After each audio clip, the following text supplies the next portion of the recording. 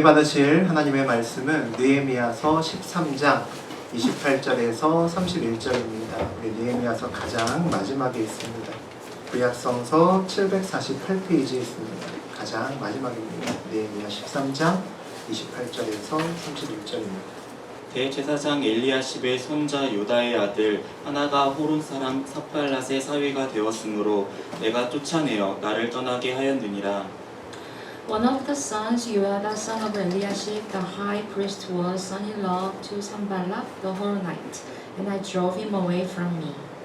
내 하나님이여, 그들이 제사장의 직분을 더럽히고 제사장의 직분과 레위 사람에 대한 언약을 어겼사오니 그들을 기억하옵소서. Remember them, O my God, because they defied the priestly office and the covenant of the priesthood and of the Levites.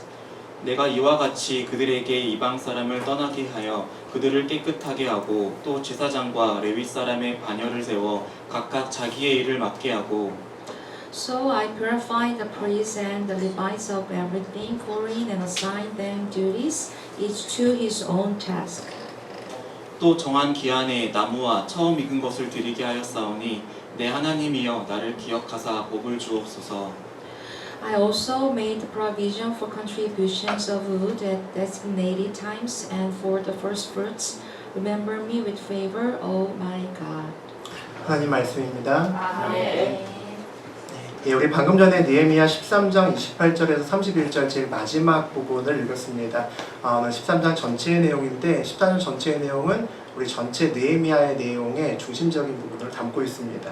그래서 이 내용 중심으로 해서 느헤미야가 복을 받은 비법, 느헤미야가 복을 받은 비법이라는 제목으로 함께 은혜를 나누겠습니다. 우리 옛날에 수능과 같은 시험, 대학 입학고사나 또 사법고시, 행정고시라든지 굉장히 커다란 시험을 보게 되면 수석들이 나와서 공부 잘하는 사람들이 나와서 인터뷰를 하고 기사를 내기도 합니다. 그래서 보통 질문은 당연히 어떻게 공부를 잘했나요? 어떻게 높은 점수를 받을 수 있었나요? 이런 거 물어보죠. 물론 모든 사람이 궁금해합니다. 물론 수석 정도 되면 머리가 비상하겠죠. 머리도 엄청 좋고 할 텐데 그래도 뭔가 좀 공부할 때 남들이 모르는 뭔가 좀 비법을 가지고 있을 것 같다라는 생각이 듭니다. 그런 사람들이 가끔 세미나도 합니다. 서울대생이 추천하는 공부 방법 이런 식으로 해서 사람들을 모아서 강의를 하는데 그런데 가보면 생각보다 별게 별로 없다라는 생각이 듭니다. 뭔가 남들이 모르는 비법이 있을 것 같은데 얘기 안 해주는 것 같기도 하고 그 얘기를 쭉 듣다 보면 아주 평이한 얘기입니다. 하루 정해진 시간에 열심히 공부하고 예습과 복습하고 수업 철저히 듣고 누구나 다 아는 얘기를 결국 합니다. 적절한 다른 얘기도 하지만 골자는 결국 그걸 아는 거죠. 듣고 나면 실망합니다. 뭐야 다 아는 얘기 안 해. 분명히 비법이 있을 텐데 얘기 안 하는 것 같은 의심을 한 구석에 지울 수가 없죠. 옛날에 제가 수정교회 다닐 때 장로님이 한 분 계셨습니다. 하나님이 복을 많이 주셔서 사업체도 꽤나 큰 사업체를 운영을 하시고 돈도 굉장히 많이 버셔서 교회에 큰 힘이 되시는 그런 장로님이 계십니다. 제가 사업하는 한 집사님이, 제가 아는 집사님이 그분한테 질문을 어느 날 하셨습니다. 장로님, 어떻게 하면 그렇게 사업을 이렇게 좀 잘하고 또 돈도 좀 많이 벌고 그렇게 할 수 있냐고 그렇게 물었습니다. 근데 장로님께서 뭐라고 대답하시냐면 주일 성수 열심히 하고 기쁨으로 헌금하고 교회 열심히 다니면서 봉사 열심히 하고 그거 다른 거 별로 없는데 그렇게 얘기를 하셨답니다. 그래서 그 집사님이 실망했다라고 저한테 왔습니다. 그건 나도 다 아는 얘기인데 비법이 분명히 있을 텐데 얘기 안 하는 거예요. 포로 시대에 페르시아에 포로로 잡혀간 느헤미야는 정말 엄청난 복을 받았습니다. 자기 나라도 아닌 다른 나라에 가서 식민지의 백성인데도 불구하고 굉장히 높은 자리에 올라가고 엄청나게 많은 복을 받았죠. 오늘 느헤미야가 복을 받은 이야기에 오늘 마지막 편이 나옵니다. 느헤미야가 도대체 어떻게 복을 받고 있는지 우리도 그 비법을 좀 알아내는 그런 시간이었으면 좋겠습니다. 우리 1절과 3절 한번 읽어보겠습니다. 그날 모세의 책을 낭독하여 백성에게 들렸는데 그 책에 기록하기를 암몬 사람과 모압 사람은 영원히 하나님의 총회에 들어오지 못하나니 백성이 이 율법을 듣고 곧 섞인 무리를 이스라엘 가운데에서 모두 분리하였느니라. 우리 지난주에 성벽을 다 완공하고 봉헌식하는 과정을 봤습니다. 아주 멋지게 봉헌식을 하고 또 기도하고 예배하는 것으로 마쳤었죠. 봉헌식을 수행하고 난 다음에 백성 무리 중에 섞여 있는 암몬 사람과 모압 사람들을 이스라엘 총회에 내어 바깥쪽으로 내보내자라고 이제 결단을 하게 됩니다. 성경의 족보상으로 아브라함의 자손이 이스라엘 백성이고 아브라함의 조카인 롯의 자손들이 모압 백성과 암몬 백성입니다. 그러니까 어찌 보면 이스라엘 백성과 거의 형제 지파에 가까운 것이 모압과 암몬인데 이스라엘 백성들이 하나님의 명령에 따라서 가나안으로 올 때 이 모압과 암몬의 백성들이 그것을 방해합니다. 용한 점쟁이를 불러서 이스라엘을 저주하려고 애를 쓰기도 하고 하나님의 뜻을 방해를 하죠. 그럼에도 불구하고 훗날에 이스라엘 내에 같이 섞여서 살아갈 수 있는 은혜를 베풉니다. 근데 그들이 신앙으로 하나님께 더 바로 서고 거룩하게 살아야 되는데 우상들을 가지고 와서 어지럽히는 많은 죄를 짓습니다. 그래서 오늘 그들을 이스라엘 총회에 들어오지 못하게 쫓아내라 라고 느헤미야가 이야기하는 겁니다. 이 율법을 듣고 곧 섞인 무리를 이스라엘 가운데에서 모두 분리하였느니라 라고 되어 있습니다. 말씀을 듣고 곧 이방인들이라고 규정될 수 있는 또는 이방신을 섬기는 사람들을 제거했다는 겁니다. 율법을 듣자마자 선포하자마자 그것을 수행했다는 얘기죠. 은혜가 있으면 말씀에 찔림이 있을 때 말씀 그대로 실행할 수가 있습니다. 그래서 은혜가 중요한 거죠. 말씀을 듣고 나에게 찔리는 아버지의 말씀을 들으면 그대로 행동까지 옮겨야 됩니다. 우리가 내 안에 있는 누구나 갖고 있는 것이 있습니다. 하나님이 기뻐하시지 않는 것, 저도 있고 여러분도 있습니다. 그것들을 제거해야 되는 거죠. 그때 은혜가 필요하고 순종을 결단할 수 있는 믿음이 필요합니다. 우리의 삶에서 하나님의 말씀을 살아내야 되기 때문이죠. 봉헌식을 끝나고 모든 개혁과 믿음의 결단을 한 후에 느헤미야가 계속 이 유다 땅에 있는 것이 아니라 페르시아의 수산성, 수도로 돌아갑니다. 돌아가서 거기서 왕의 또 여러 가지 책무를 하고 한 10여 년 정도 있다가 다시 돌아옵니다. 3절까지는 봉헌식 이후의 마지막에 이제 단도리를 하는 장면이고 그 다음에 한 10년 정도 수산성에 갔다가 다시 돌아옵니다. 그러니까 4절과 3절 사이에는 한 10년, 12년 정도의 시간적인 그 텀이 있다라고 보시면 됩니다. 이제 10년 정도 흐른 다음에 다시 돌아왔을 때, 내가 옛날에 성벽을 잘 백성들하고 건축하고 여러 가지 개혁을 잘 했는데 백성들이 내가 없어도 그거 잘 지키고 있겠지라고 기대하면서 왔겠죠. 근데 놀라운 일이 벌어집니다. 10년 후에 돌아오니까 4절과 5절과 같은 일부터 보입니다. 함께 읽어보겠습니다. 이전에 우리 하나님의 전의 방을 맡은 제사장 엘리야십이 도비아와 연락이 있었으므로 도비아를 위하여 한 큰 방을 만들었으니 그 방은 원래 소재물과 유향과 그릇과 또 레위 사람들과 노래하는 자들과 문지기들에게 11조를 주는 곡물과 새 포도주와 기름과 또 제사장들에게 주는 거제물을 두는 곳이라. 느헤미야 같이 우리 나누었으니까 아마 도비아 기억하실 겁니다. 산발락 기억하죠. 우리 멋진 성벽을 짓는데 정말 끔찍히도 괴롭혔던 사람들입니다. 이방인으로 도비아와 산발랏은 군사적으로 위협하고 못살게 굴고 계속해서 성벽을 짓지 못하도록 방해했던 악의 무리의 대명사죠. 근데 그 도비아가 느헤미야가 떠난 10년 사이에 판세를 바꿨다는 얘기입니다.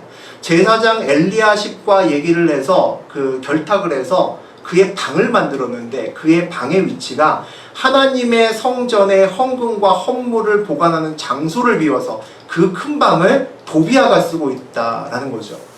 느헤미야가 얼마나 황당하고 처참했을까요? 아니 세상에 아무리 해도 어떻게 이럴 수가 있을까요? 느헤미야가 떠나자 도비아가 뇌물과 청탁으로 대제사장을 구워 삶았다는 겁니다. 그리고 다시 예루살렘의 아주 깊숙한 곳으로 진출했다는 거죠. 성벽이 멋지게 완공되고 봉헌식까지 했다고 해서 끝난 것이 아니라는 겁니다. 우리의 기도 제목이 이루어졌다고 그것으로 다 끝나고 손 털고 일어나시면 안 된다는 겁니다. 기도 제목이 이루어져도 그 이후에도 대적들은 계속 공격하고 우리를 넘어지게 하려는 세력은 여전히 있다는 겁니다. 잠시 내가 성공하면 멈춘 것 같지만 방심하고 있으면 다시 공격이 집요하게 물고 들어와서 또다시 나를 넘어뜨리고 어려움에 처하게 하려고 한다는 거죠. 우리가 늘 기도해야 되는 이유입니다.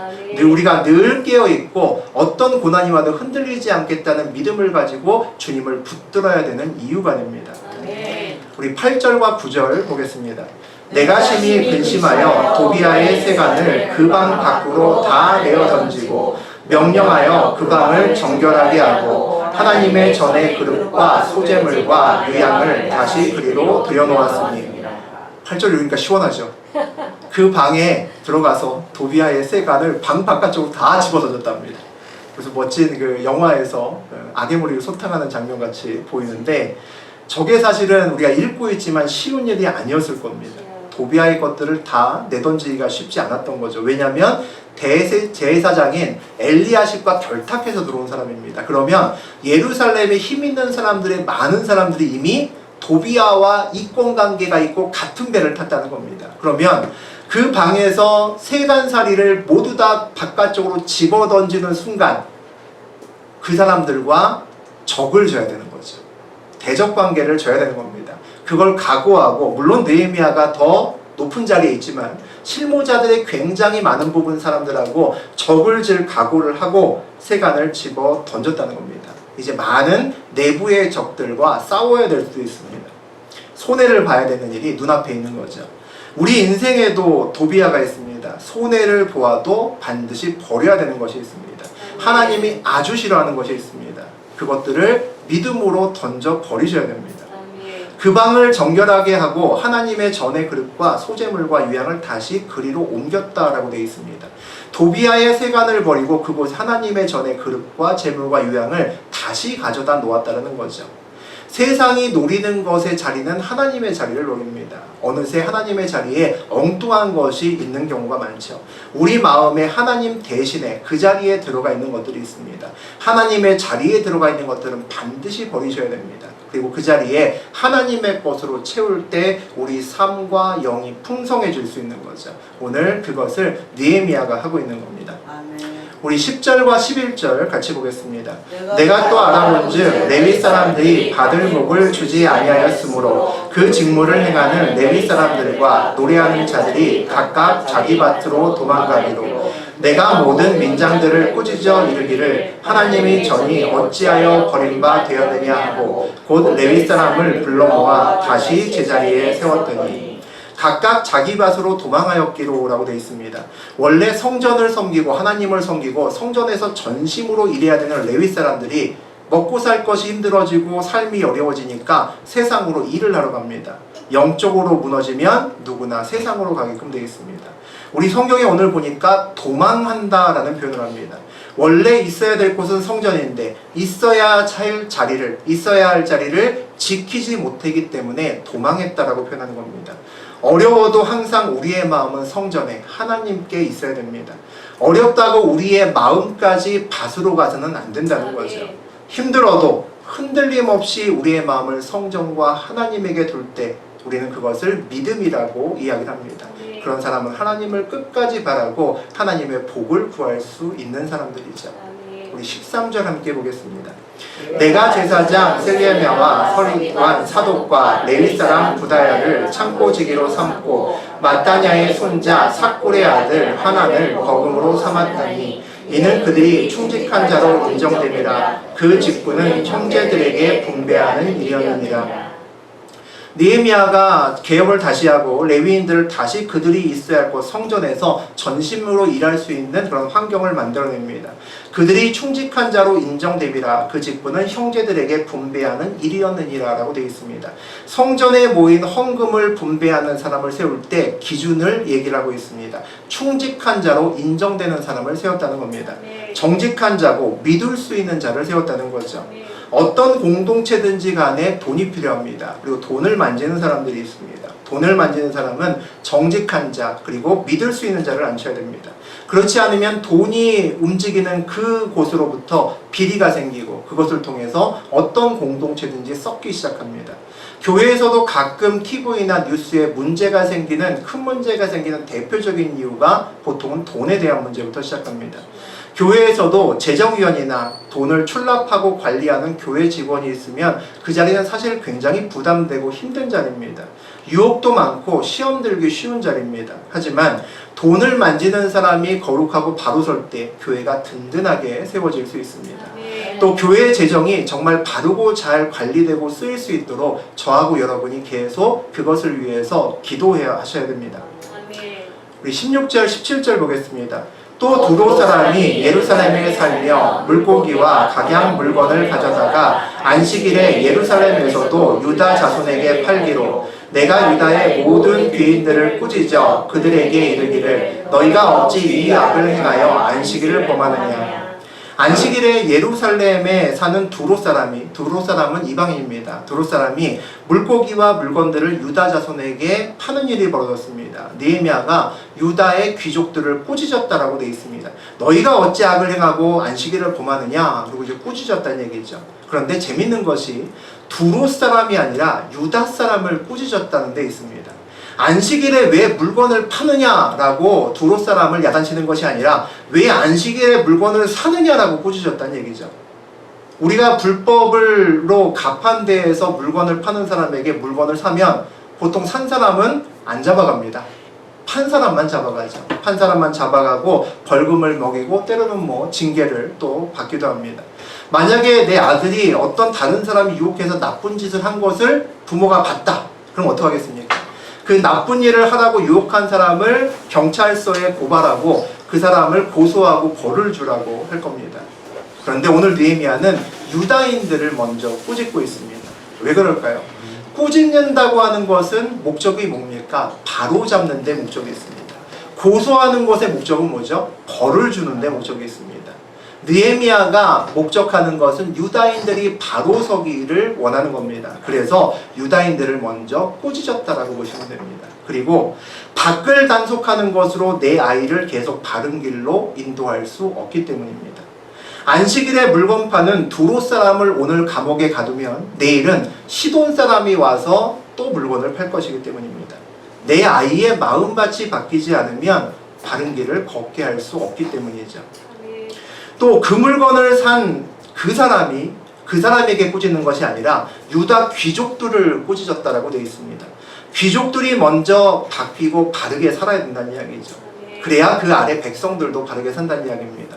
그 물건을 산 백성들 일부를 꾸짖고 감옥에 가두어 봐야 백성 전체를 바꾸지 못한다는 겁니다. 윗사람이 바뀌어야 된다는 거죠. 그래야 아랫사람이 바뀐다는 겁니다.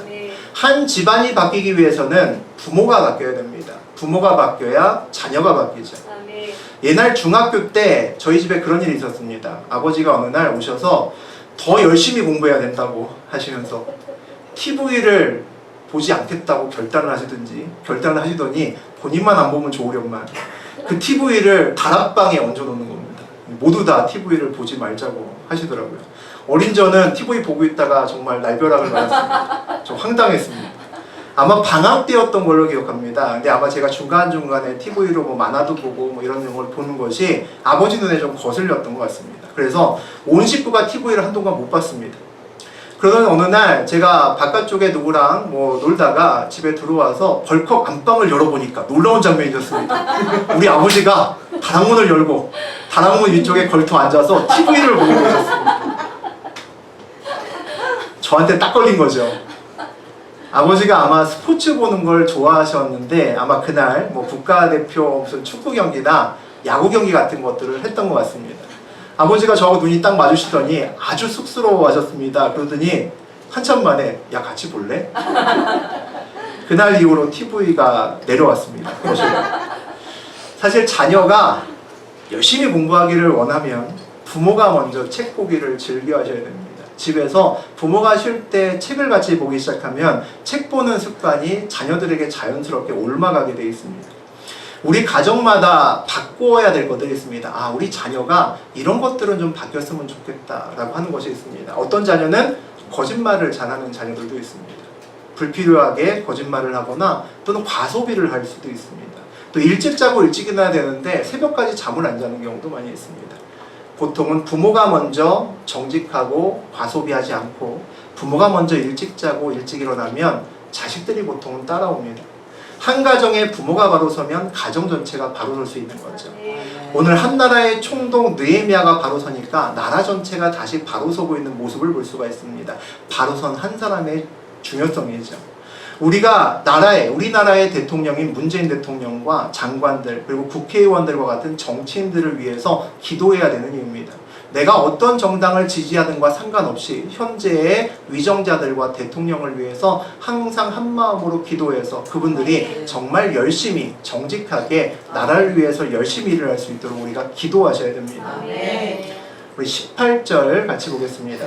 너희 조상들이 이같이 행하지 아니하였느냐. 그래서 우리 하나님이 이 모든 재앙을 우리와 이 성읍에 내리신 것이 아니냐. 그럼에도 불구하고 너희가 안식일을 범하여 진노가 이스라엘에게 더욱 심하게 임하도록 하는도다 하고, 느헤미야가 귀족들을 다시 한번 꾸짖습니다.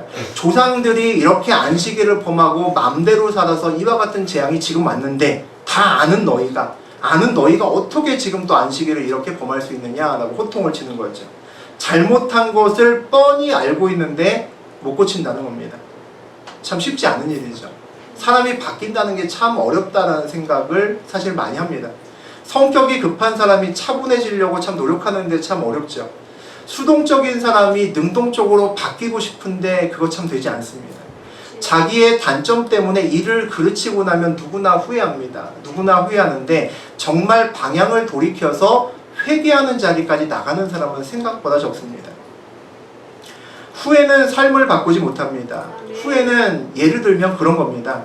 우리가 서울에서 부산으로 KTX를 타고 갑니다. 그리고 대전에서 내립니다. 잘못 온 것 같은 거죠. 그리고 다시 부산으로 똑같이 가는 일반 열차를 타고 갑니다. 그러면 방향은 바뀌지 않았는데 뭐가 바뀌죠? 속도가 줄입니다. 속도가 줄으면 한순간 느려져서 마음에 안도감이 듭니다. 이게 보통 후회죠. 회개는 KTX 타고 잘못 타서 부산까지 가는 길에 깜짝 놀라서 대전에서 내립니다. 내린 다음에 다시 대전에서 서울로 가는 반대편 열차를 타는 겁니다. 일반 열차를 타던 심지어 자전거를 타도 방향이 중요하다는 겁니다. 서울로 가는 자기의 원래 목적지로 방향을 돌려야 된다는 이야기죠.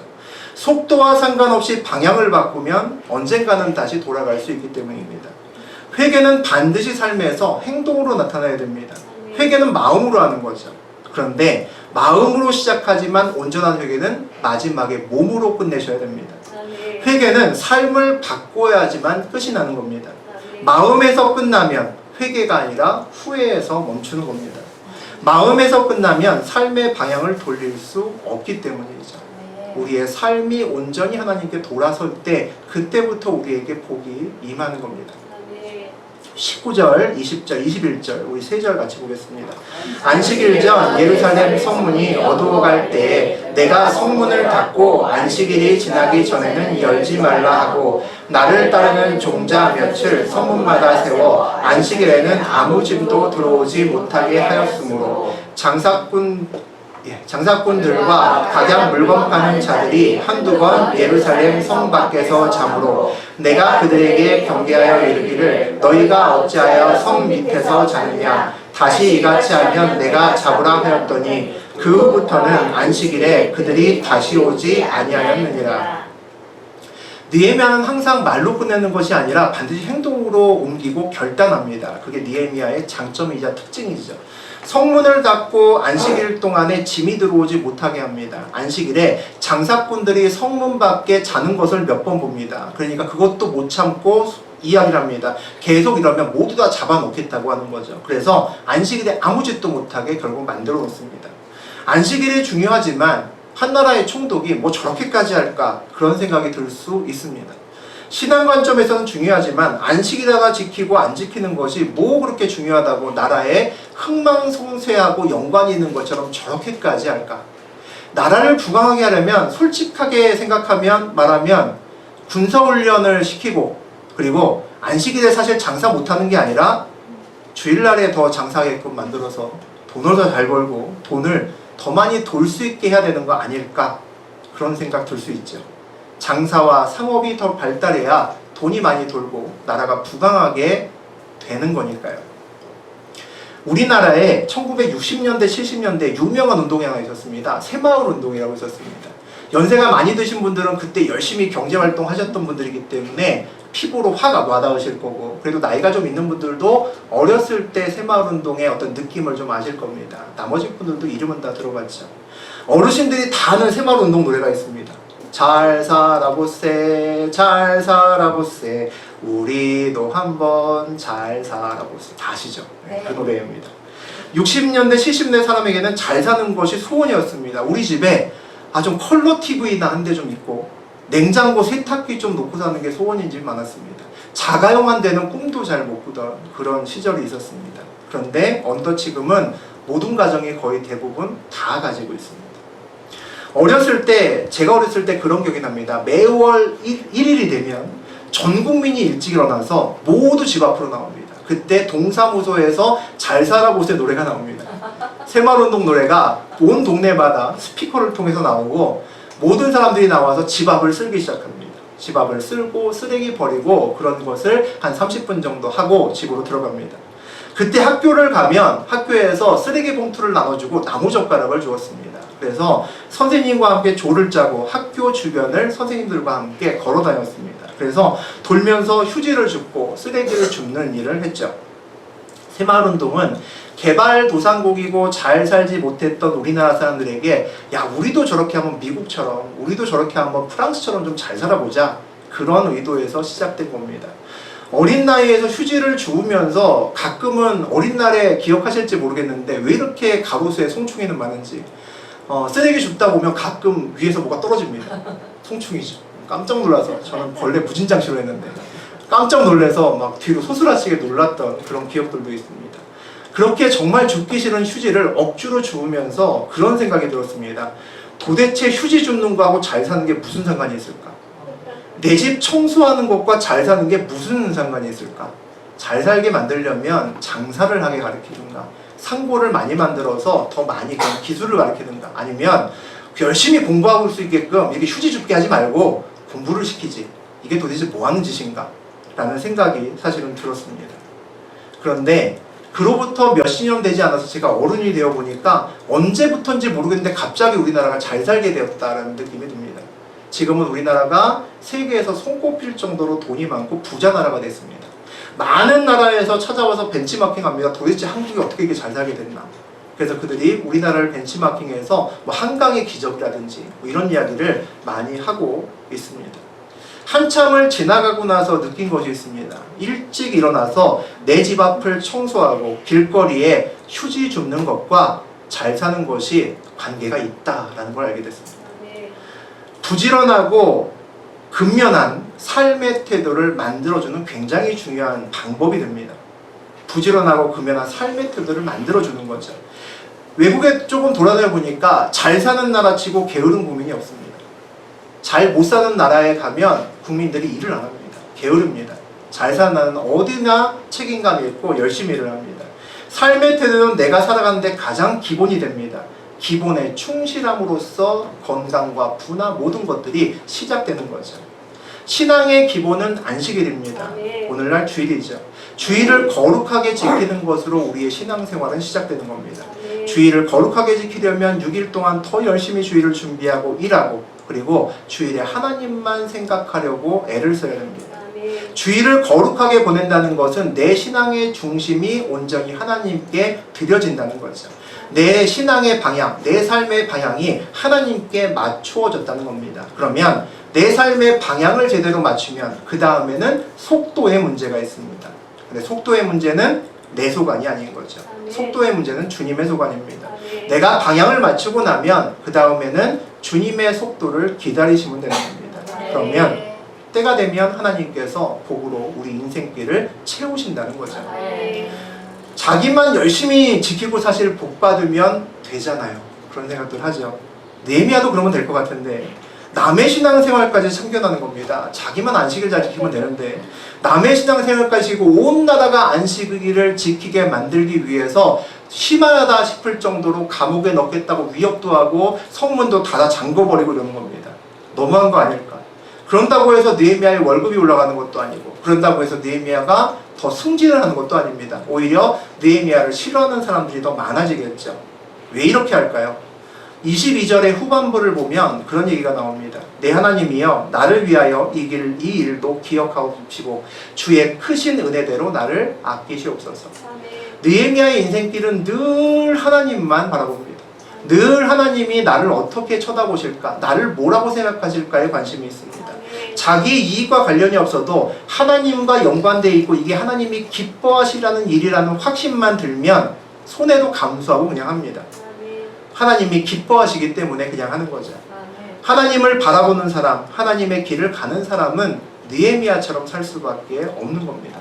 하나님이 살아계시고 그분이 나를 보시면 그분이 기뻐하는 일을 할 수밖에 없는 거죠. 20 넘어갔죠? 네, 23절과 24절 같이 보겠습니다.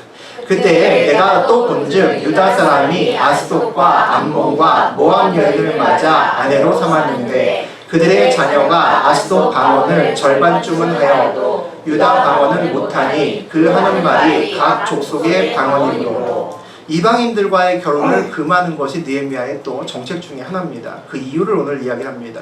그들의 자녀가 아스돗 방언은 절반쯤 하여도 유다 방언은 못하니 우리가 외국으로 완전히 이민 간 그 가정의 2세들을 보면 그런 생각이 들 때가 있습니다. 얼굴은 한국 사람인데 사고방식이나 모든 것은 외국 사람으로 바뀌어 있습니다. 친척인데 우리나라 사람인데 우리말을 거의 한마디도 못하는 사람들도 생각보다 제법 많습니다. 그렇게 바뀌었다는 겁니다. 이방인 딸들을 데리고 와서 결혼을 시켰더니 그 자녀들이 유다 방언, 히브리어는 못하는 겁니다. 그리고 이방의 방언들은 그래도 적당히 하는 거죠. 그리고 페르시아 말을 했겠죠. 언어는 문화와 가치관이 들어오는 통로입니다. 언어를 통해서 모든 게 들어옵니다. 언어에는 그 나라의 모든 문화와 전통이 녹아 있습니다. 당시에 히브리어에는 하나님의 말씀이 녹아 있는 거죠. 히브리어를 모르면 하나님 말씀을 접하기 어렵고 하나님의 뜻에 따라 살기 어려워집니다. 하나님을 알기 어렵게 된다는 거죠. 그래서 이방인들과의 결혼을 금했다라고 이야기합니다. 또 26절 함께 보겠습니다. 또 이르기를 옛적에 이스라엘 왕 솔로몬이 이 일로 범죄하지 아니하였느냐. 그는 많은 나라 중에 비길 왕이 없이 하나님의 사랑을 입은 자라. 하나님이 그를 왕으로 삼아 온 이스라엘을 다스리게 하였으니 이방 여인이 그를 범죄하게 하였나니. 이스라엘의 왕 하면 두 사람이 생각납니다. 다윗과 솔로몬, 가장 대표적인 왕이죠. 다윗의 아들이 이제 솔로몬입니다. 솔로몬보다 더 많은 것을 받은 사람이 있을까? 없을 정도로 모든 부귀영화를 다 누렸던 것이 솔로몬이죠. 솔로몬이 주는 아주 중요한 교훈들이 있습니다. 솔로몬이 이제 왕이 되었을 때 이 이스라엘을 어떻게 하면 잘 다스릴 수 있을까 굉장히 큰 부담이 되는 겁니다. 그래서 솔로몬이 어떤 것을 하냐면 1000번제를 주님께 드립니다.